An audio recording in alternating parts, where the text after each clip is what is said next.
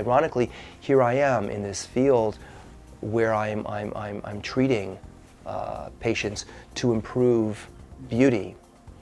And it's sometimes I'm torn because I do feel that we put too much emphasis on beauty in our society. There should be paying attention to inner beauty, and that, like I've always said, liposuction or any other cosmetic surgery is not a shortcut to happiness. It's just a procedure to simply possibly look better, but it's not going to be a replacement for internal happiness, and it's wrong to let the patient tell you what should be done.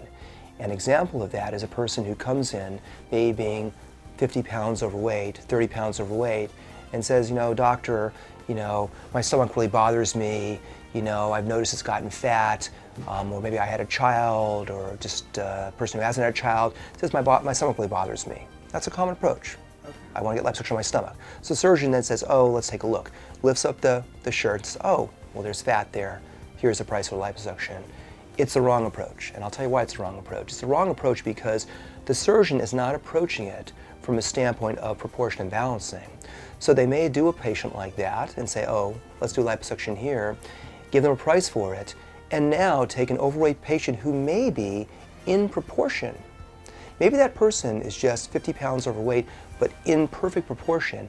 Do that one area. Now they have permanently thrown them out of proportion. That patient will find they will gain weight in a disproportionate way. I think for the most part, people have to be very careful about stuff they're seeing represented by the media. The media, the trend is always to talk about the latest thing.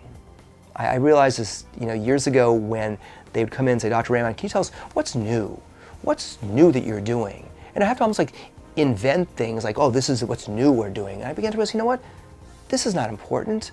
People should talk about, what's proper, what's right in terms of doctoring, the care of patients, guiding and educating patients, instead of always thinking of what's new, because the newest thing is not always the greatest thing. Actually, I'm trying to get back to more of the point of choose your physician, choose your surgeon, and forget about necessarily exactly the device that's being marketed.